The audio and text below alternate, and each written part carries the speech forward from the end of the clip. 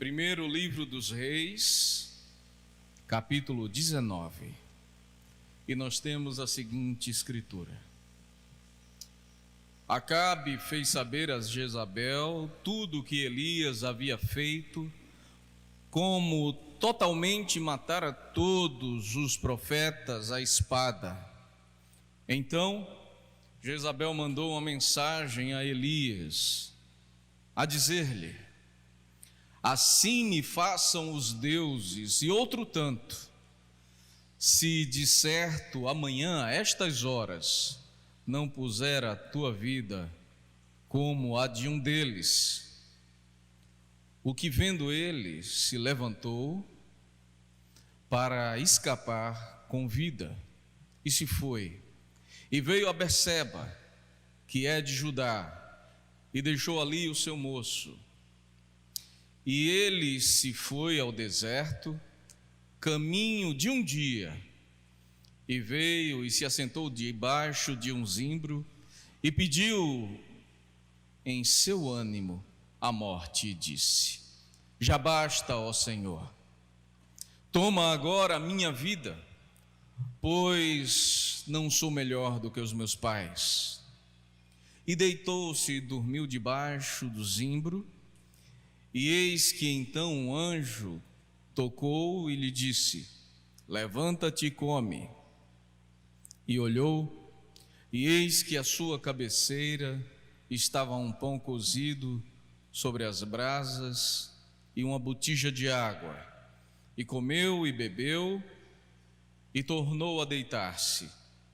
E o anjo do Senhor tornou segunda vez e o tocou e disse: levanta-te e come, porque muito comprido te será o caminho.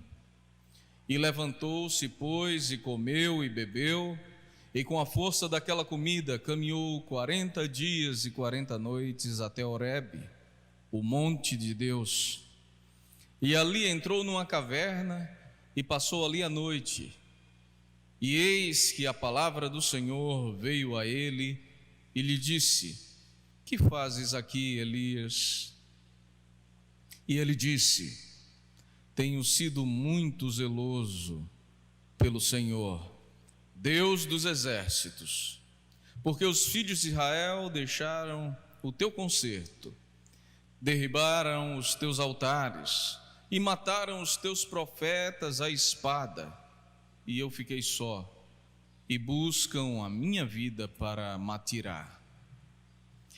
E ele lhe disse: sai para fora, põe-te neste monte perante a face do Senhor.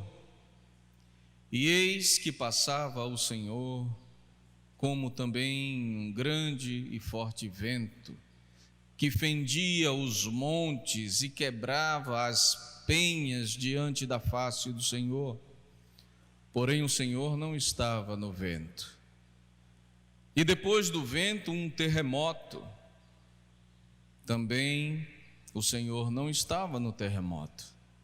Depois do terremoto um fogo. Porém também o Senhor não estava no fogo. E depois do fogo uma voz mansa e delicada. E sucedeu que, ouvindo a Elias, envolveu o seu rosto numa capa e saiu para fora. E pôs-se à entrada da caverna. E eis que veio a ele uma voz que dizia: que fazes aqui, Elias? E ele disse: eu tenho sido extremo zeloso pelo Senhor, Deus dos exércitos, porque os filhos de Israel deixaram o teu concerto, derribaram os teus altares e mataram os teus profetas à espada. E eu fiquei só, e buscam minha vida para me tirarem. E o Senhor lhe disse: vai, volta pelo teu caminho para o deserto de Damasco. Vem e unge a Azael, rei sobre a Síria. Também a Jeú, filho de Ninsi, ungirás rei de Israel. E também Eliseu, filho de Safate, de Abel Meolá ungirás profeta em teu lugar. E há de ser que o que escapar da espada de Azael, matá-lo-á. E o que escapar da espada de Jeú, Eliseu, matá-lo-á. Também fiz ficar em Israel 7.000, todos os joelhos que não se dobraram a Baal, e toda a boca que o não beijou. Partiu, pois, Elias dali, e achou a Eliseu, filho de Safate, que andava lavrando com 12 juntas de bois adiante dele, e ele estava com a 12ª. Elias passou por ele, lançou a sua capa sobre ele. Então deixou ele os bois e correu após Elias e disse: deixa-me beijar meu pai e minha mãe, e então te seguirei. E ele lhe disse: vai e volta, porque que tenho eu feito? Voltou, pois, de trás dele, e tomou uma junta de bois, e os matou, e com os aparelhos dos bois, cozeu a carne, e deu ao povo, e comeram. Então ele se levantou, seguiu Elias, e o servia. Palavras do Senhor, damos graças a Deus. Meus queridos, existe um dito que os antigos usavam muito, sobretudo quando eles queriam orientar os mais novos, as crianças, a terem boas companhias, boas práticas, e eles diziam assim: cuidado, porque quem com porcos anda, o que diz? Farelo come, não é? Então isso era uma maneira dos mais velhos ensinarem que nós devemos, não é, desenvolver boas amizades, pessoas que, porque nós nos influenciamos uns aos outros mutuamente, que sejam boas influências em nossas vidas e que nós também, de uma certa maneira, possamos beneficiá-los. Isso porque nossas gerações passadas tinham princípios que deveriam ser aprendidos, deveriam ser seguidos, e isso é muito importante. Você ter princípios, você ter valores na sua vida, isso é uma coisa muito importante que nós temos visto se desfazer na nossa sociedade como comprimido efervescente em água. Tem se acabado. Nós temos percebido que essa geração abomina princípios, abomina valores, e se tem uma coisa que Deus ele nos deixou para nossa orientação, foi a sua palavra. E essa palavra ela está repleta de princípios a serem seguidos, de mandamentos a serem obedecidos. E aqui nós vemos uma história, a história desse servo de Deus, Elias, e do seu rei Acabe. E naquele período, Acabe, ele casou com uma mulher que talvez muitos de vocês já tenham ouvido esse nome e talvez nem saibam que esse nome tem a ver com a Escritura, Jezabel. Quem já ouviu falar nesse nome, Jezabel? Geralmente se usa esse nome popularmente quando querem falar de uma mulher que não é muito séria, não é? De uma mulher que não tem princípios. E essa Jezabel, ela encantou o coração do rei Acabe, e eles acabaram casando. Ela não era do povo de Deus, e ela era uma adoradora de Baal. E sendo adoradora de Baal, ela trouxe o culto de Baal para o meio do povo de Deus. Agora note que havia uma circunstância aqui. Naquela época, se entendiam as divindades e até Yahvé, o Senhor dos Exércitos, o nosso Deus, como sendo um Deus territorial, como sendo um Deus de um povo específico, ou seja, um Deus nacional.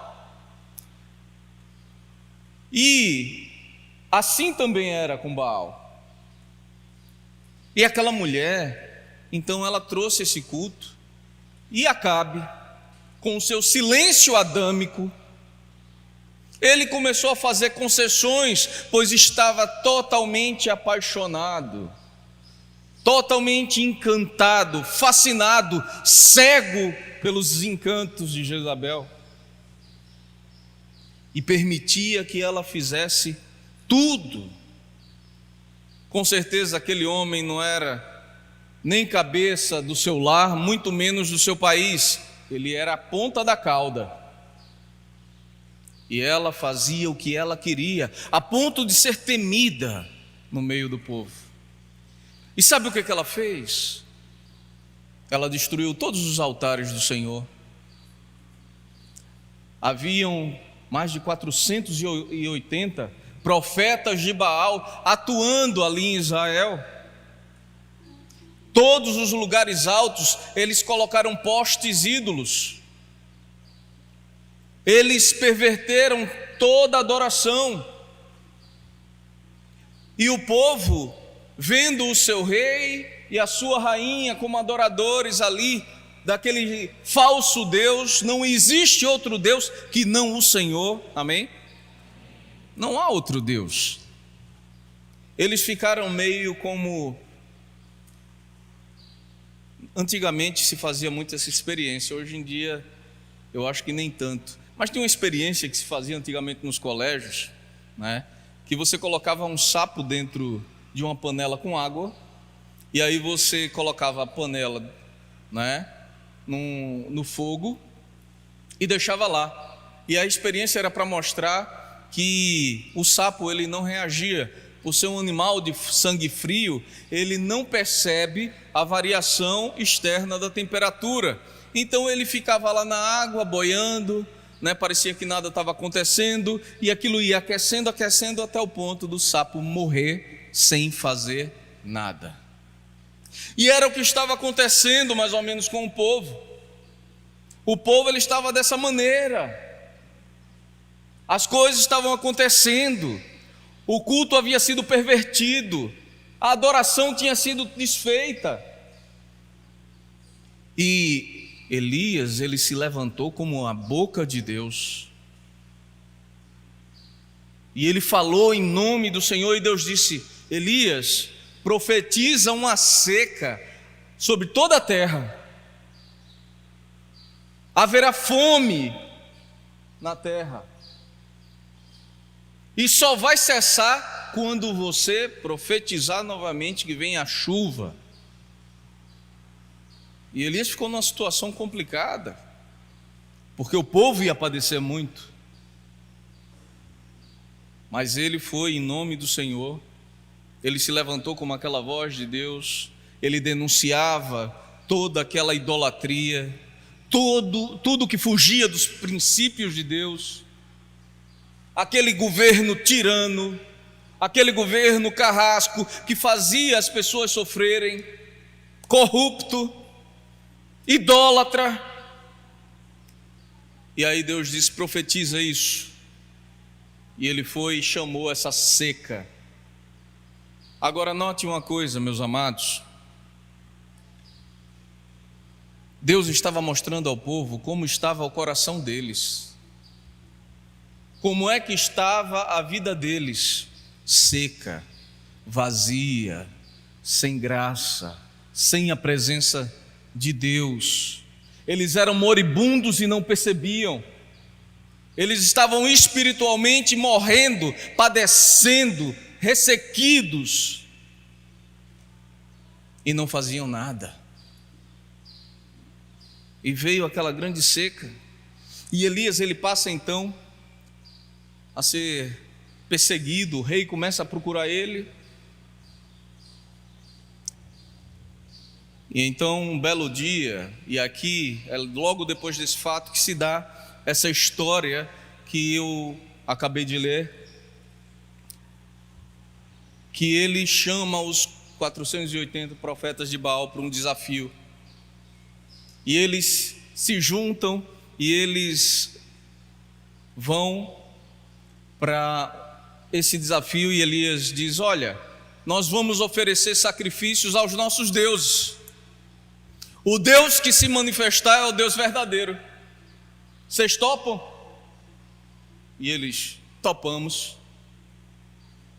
E aí Elias mandou fazer um altar, colocou sobre esse altar manjares, sacrifícios, mandou cavar uma vala em torno desse altar e mandou encher de água, e botaram água até o solo ficar encharcado e a água não penetrar mais, estava cheio d'água. E os profetas de Baal fizeram seus sacrifícios, seus altares ali também, e esses 480 faziam: vem Baal, vai Baal, vem Baal, vem Baal, vai, e Baal não aparecia, e passaram o dia inteiro clamando para Baal fazer alguma coisa, e Baal não fazia nada. Claro, não existe Baal, não tem Baal, só o Senhor é Deus. E teve uma hora que Elias estava lá, depois de muito tempo, aí Elias disse: olha, vocês devem estar gritando baixo, grita mais alto, pode ser que Baal tenha ido ao banheiro. Olha que do Elias mais debochado. E eles ficaram naquela. Aí Elias clamou o nome do Senhor. Quando Elias chamou o nome do Senhor, veio um fogo do céu, e esse fogo consumiu todo o sacrifício, tudo que Elias, toda oferenda que Elias tinha colocado a Deus, e inclusive aquela vala de água em torno, ela ficou em chamas, pegando fogo.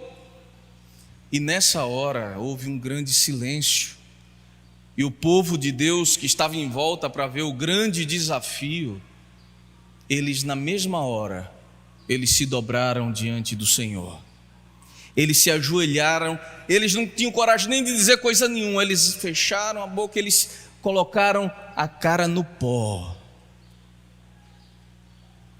e só se ouvia aos poucos: só o Senhor é Deus.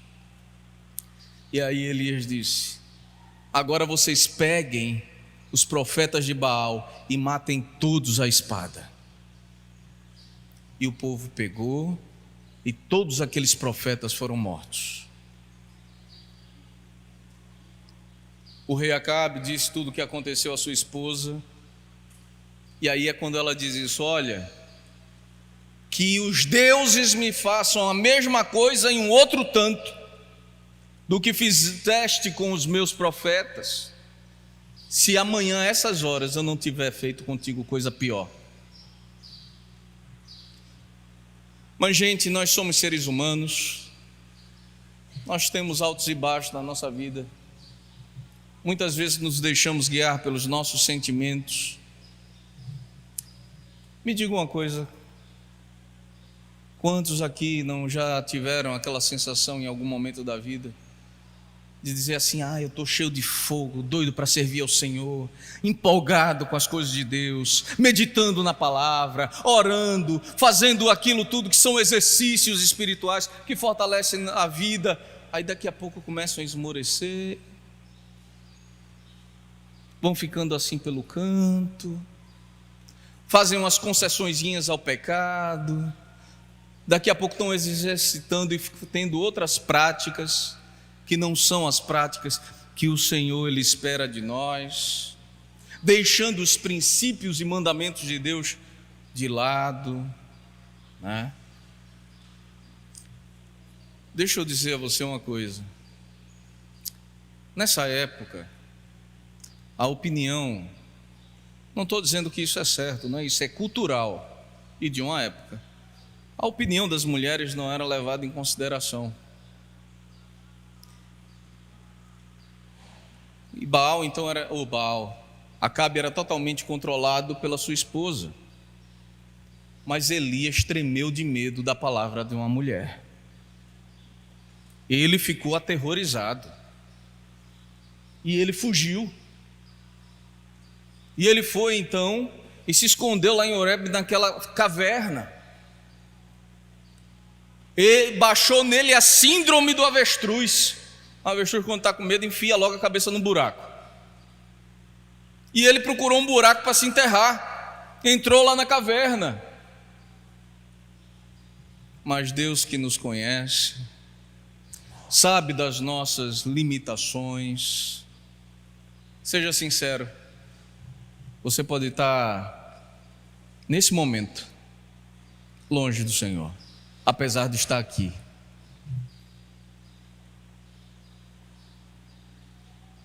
Você sabe o que você tem que fazer, mas a sua vontade, o seu desejo, muitas vezes não fazer nada disso, é não fazer nada que Deus espera que você faça. Você está mais interessado em seguir os desejos e os caprichos do seu coração do que seguir a Deus. Mas mesmo assim, o mesmo Deus é aquela voz que você tenta sufocar lá dentro, que está dizendo a você: o que fazes aqui? O que é que você está fazendo aqui? Quem mandou você estar onde você está? É o mesmo Deus. Quem mandou você fazer o que você está fazendo?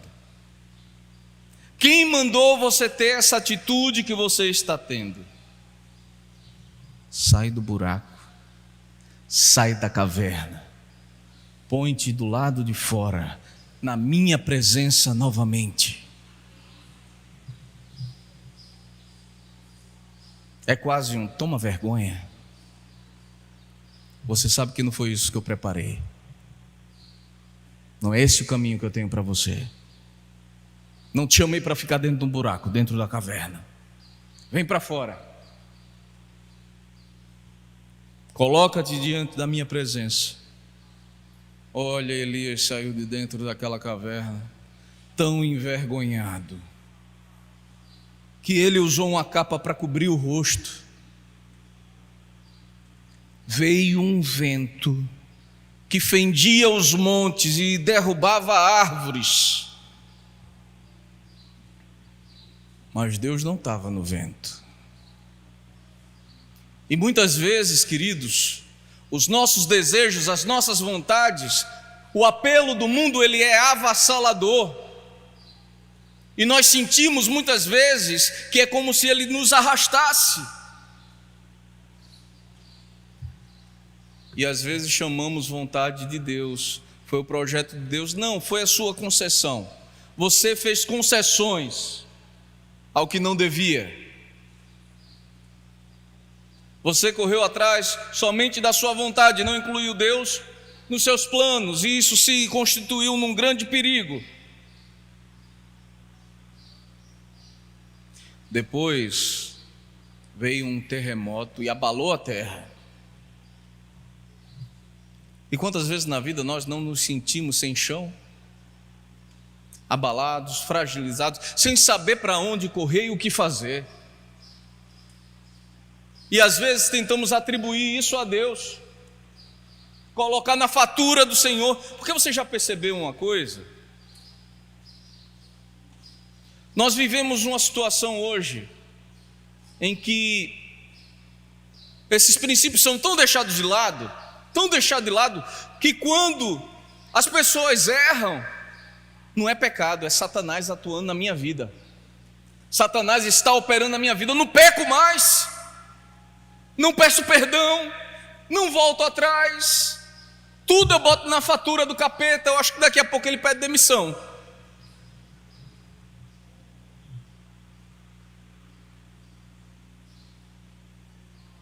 quando envolve a minha vontade, sou eu que me coloco nessas situações. Sou eu que escolho ir para o atoleiro.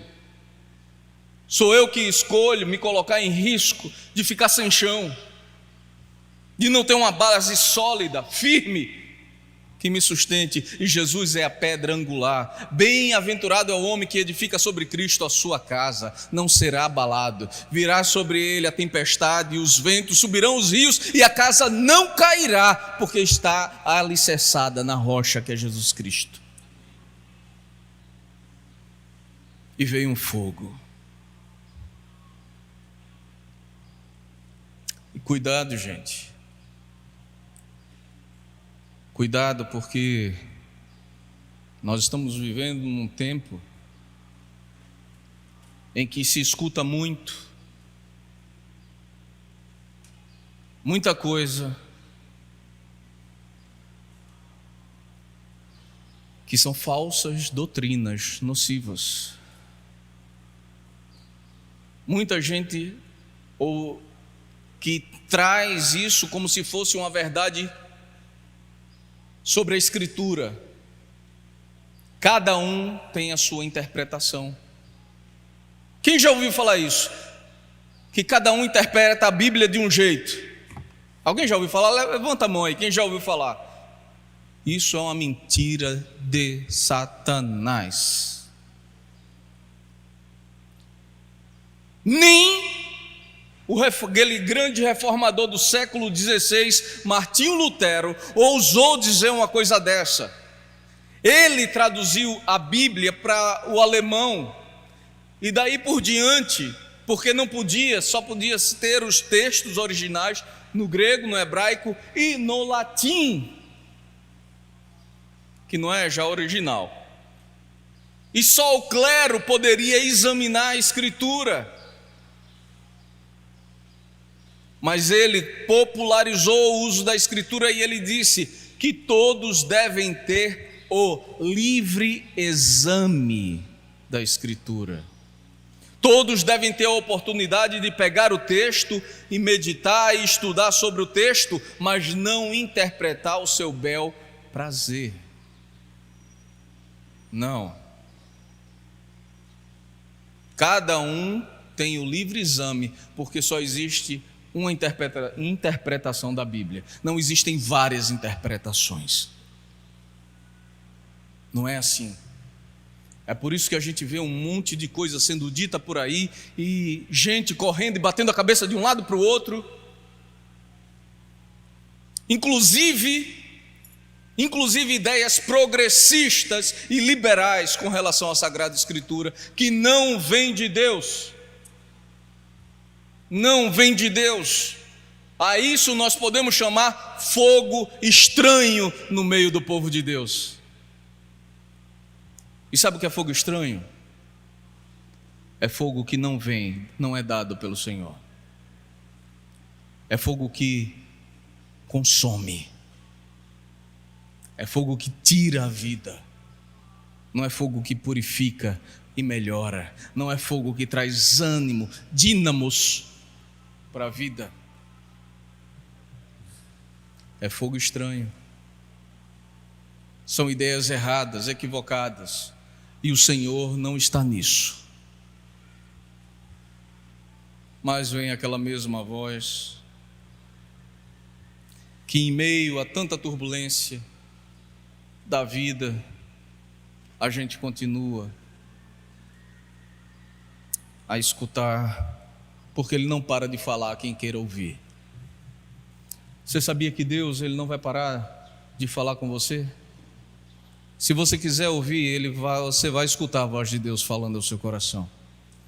Ele não vai revelar coisa nova nenhuma, porque toda revelação está aqui.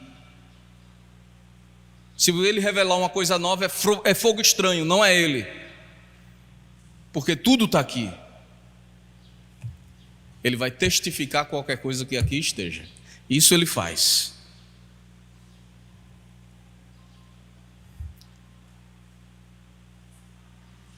Meus amados, Deus, Ele vem a Ele e fala mais uma vez. Elias, o que tu fazes aqui? E lá vai ele com a mesma ladainha do começo. Ele diz tudo de novo ao Senhor: ah, Senhor, eu sou zeloso demais pelo Senhor dos exércitos e o teu povo de Israel, eles mataram os teus profetas. Ah, Senhor, eles destruíram os teus altares, eles fizeram tudo que era mal, e agora só restei eu de profeta, e eles querem tirar a minha vida. E Deus disse: Elias, põe-te de pé e faz o teu caminho de volta. E tu então irás a Damasco, lá no deserto, e vais ungir a Azael, rei sobre a Síria, também a Jeú, filho de Nice, ungirás rei de Israel, e também Eliseu, ungirás profeta em teu lugar. Sabe o que Deus está dizendo a ele? Muito embora, Elias, a situação ela esteja complicada aos seus olhos, muito embora a corrupção tenha entrado no meio do meu povo, muito embora a idolatria os tenha afastado de mim, muito embora eles tenham deixado de lado os meus mandamentos e estatutos, eles tenham abandonado os princípios que eu coloquei para eles, muito embora isso tudo tenha acontecido, você não sabe o que eu sei, Elias. Você está se sentindo só, mas você não está só na verdade, porque eu separei para mim 7.000 dos joelhos de que não se dobraram a Baal, nem lhes beijaram. Eu separei 7.000. Ele não era sozinho, ele não era o único profeta. O Senhor havia separado para si.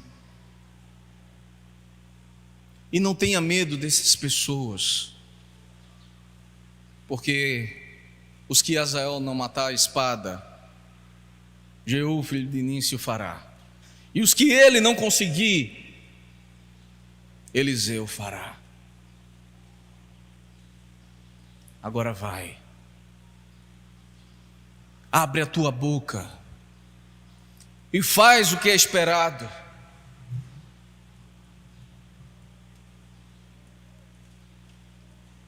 E o culto ao Senhor ele foi reestruturado, e a adoração de Deus foi refeita a partir de tudo isso.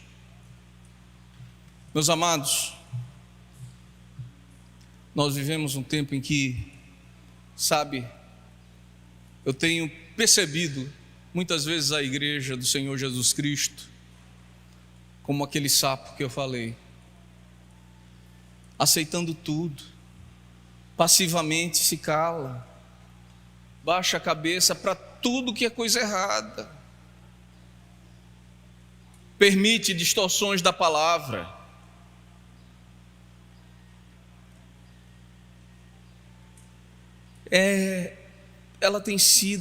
A igreja tem sido tornado um grupo de pessoas extremamente sentimentaloides,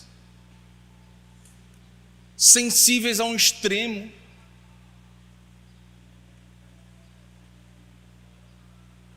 de vidro que tudo quebra. E olha que eu acho que vidro de lâmpada fluorescente, que é bem fininho.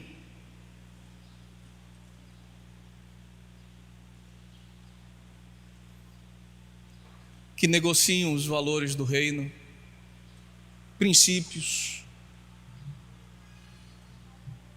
que flertam com o pecado, que flertam com ensinos equivocados. E aí nós devemos viver sob princípios do Senhor.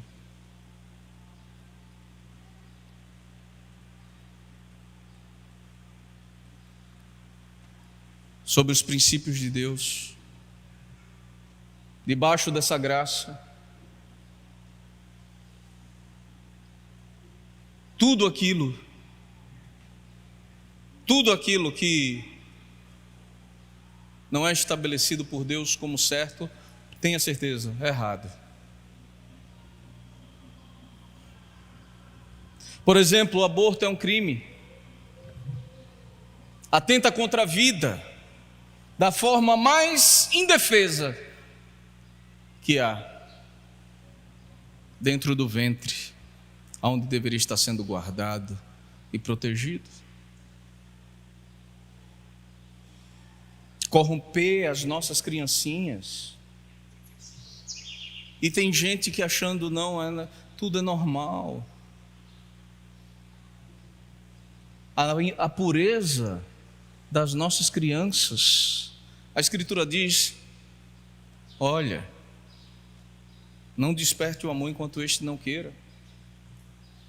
E as pessoas querem sensualizar os nossos pequenos, sexualizar os nossos pequenos. E a igreja cala, e a gente tem que aguentar tudo passivamente. Não, porque a igreja, eu sou cristão e Deus é amor. Sim, Deus é amor, mas Deus não é eros, que erotiza. Deus não é filéu.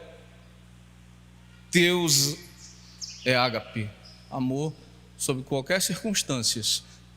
O que não isenta Deus também de ser justiça e misericórdia,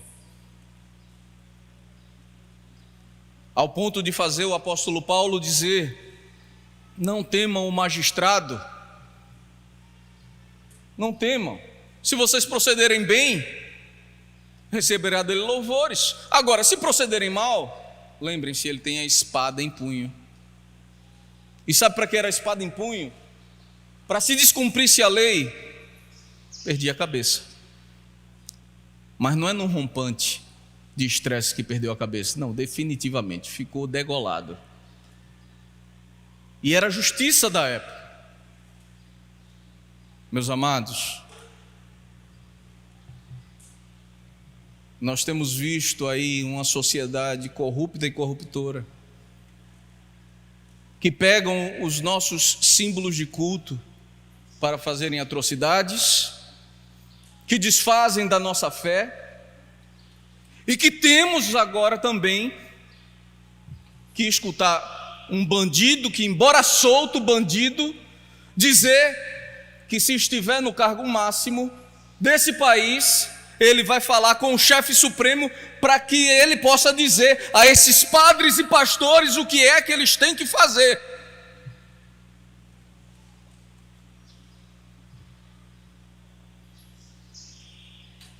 Igreja, meus amados, que nós possamos viver os princípios de Deus. A igreja na Europa esfriou, porque ela fez concessões ao liberalismo, porque ela fez concessões a progressismos. E aí você chega lá, você vê templos que são supermercados, boates, porque foram vendidos, foram alugados, porque as pessoas já não iam mais. Mesquitas.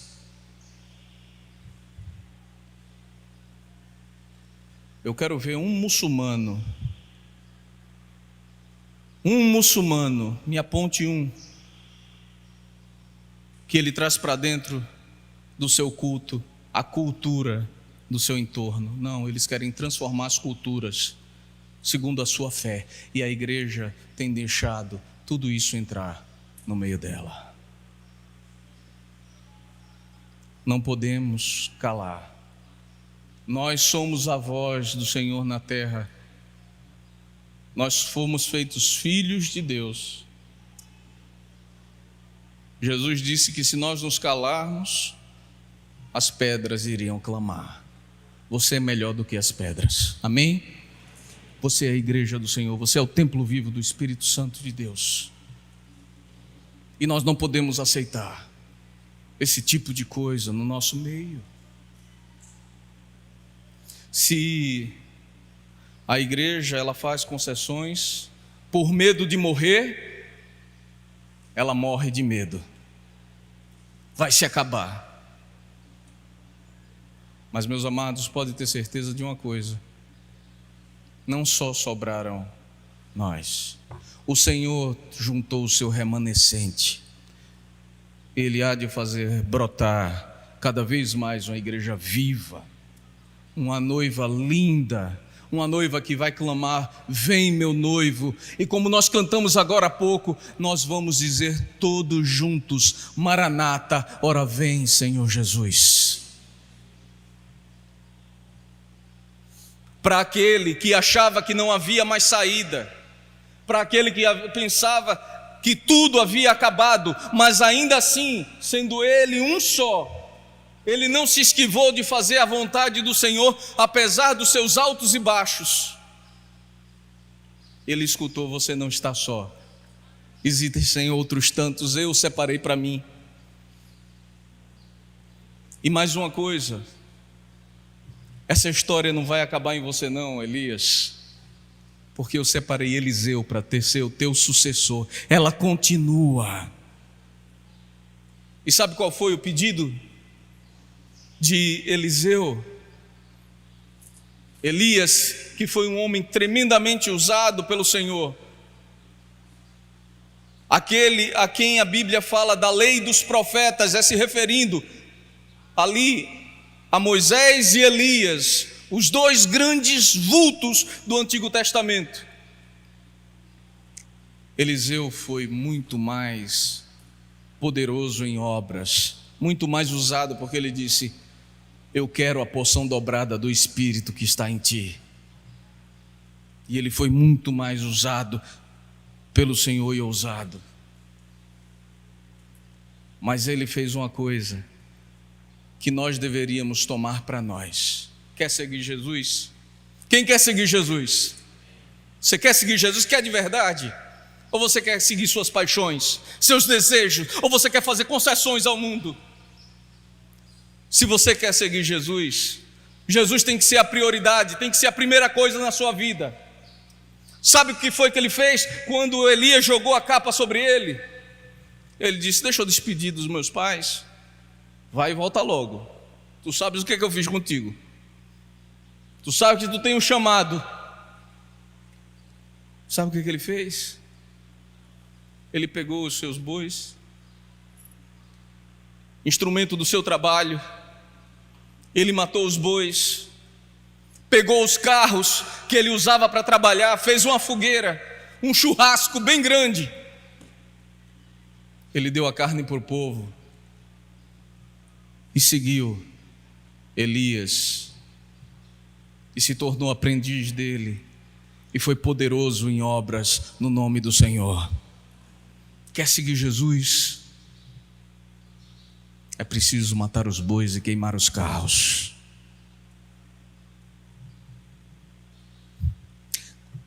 Quais são os teus bois e os teus carros que te impedem, que te limitam? Vocês já me escutaram falar várias vezes, inúmeras vezes. A nossa prioridade deve ser a agenda de Deus na nossa vida. Seguir Jesus é um caminho sem volta. É preciso queimar os carros e matar os bois. É preciso deixar as coisas velhas para trás, tudo se fez novo. É saber que quando o Senhor nos tirou da escravidão do pecado e pela sua graça nos fez passar pelo mar vermelho da salvação, pelo mar de sangue de Jesus que nos purificou, Ele fechou, não dá para voltar a nada. É saber que quem anda com Cristo não anda olhando para o retrovisor, acende os faróis e segue em frente.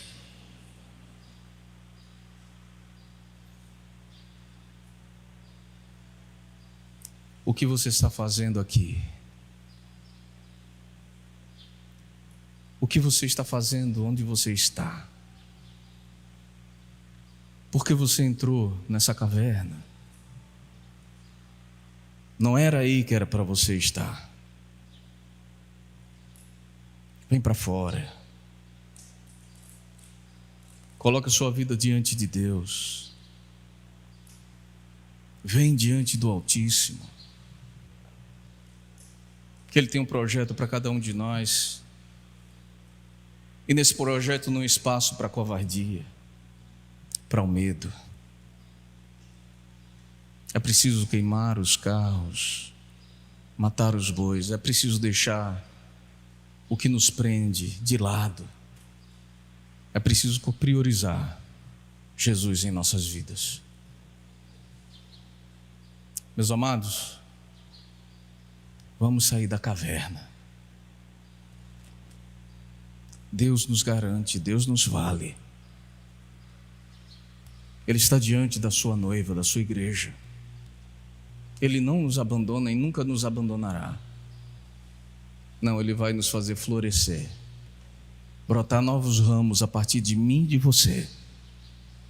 Se você quiser, mas sai dessa caverna. Eu queria orar por você que tem se visto escondido, negociando princípios eternos que são inegociáveis, mandamentos perpétuos que são inquebráveis. Eu queria convidar você a sair da caverna do seu existencialismo, da caverna das suas concessões. Eu queria convidar você hoje a queimar os carros e matar os bois, que são um apego a uma vida que passou.